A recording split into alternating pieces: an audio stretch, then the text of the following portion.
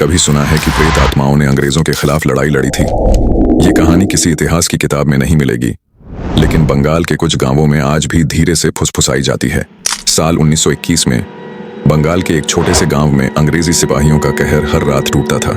जमीन छीनी जाती, बेटियां उठाई जाती, घर जलाए जाते और सुबह होते ही गांव सन्नाटे में डूब जाता। जो भाग सकता था वो भाग गया, जो रह गया वो जीते जी मर चुका था। फिर एक रात अंग्रेजों ने एक घर को जला दिया, जिसमें एक बूढ़ी माँ और उसकी बहू जिंदा जल गईं। अगली सुबह राख में बस 2 जोड़ी पिघली चूड़ियां मिली और गांव में सिर्फ एक वाक्य गूंजा, अब कुछ करना ही होगा। एक बुजुर्ग गांव वालों को जंगल के उस कोने में लेकर गया जहां वलय बाबा रहते थे, एक रहस्यमयी तांत्रिक जो चारों दिशाओं में प्रेत वलय खींच सकता था।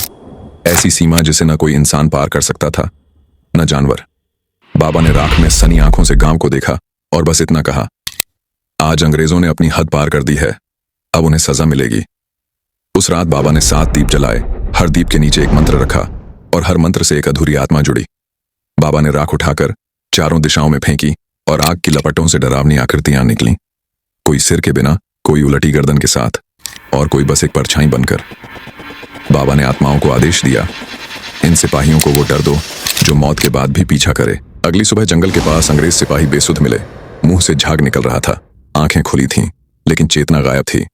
सरकारी रिपोर्ट में लिखा गया, डिप्रेशन, मतिभ्रम, छाया से डर और मानसिक पतन। ना कोई केस दर्ज हुआ, ना किसी अखबार में कुछ छपा, लेकिन गांव वालों का आज भी मानना है कि वलय बाबा ने प्रेत सेना भेजकर अंग्रेजों से बदला लिया था। तो क्या तुम जानना चाहते हो कि वलय बाबा ने वो आत्माएं कैसे बुलाईं, जिन्हें किसी ने देखा नहीं लेकिन जिन्होंने पूरी लड़ाई लड़ी? फॉलो कर लेना, क्योंकि अगले वीडियो में बताऊंगा तांत्रिक प्रेत सेना कैसे बुलाई जाती है। कमेंट कर बताओ, क्या ये बस एक कहानी है या वो सच्चाई जिसे कोई लिखता नहीं, बस फुसफुसाता है?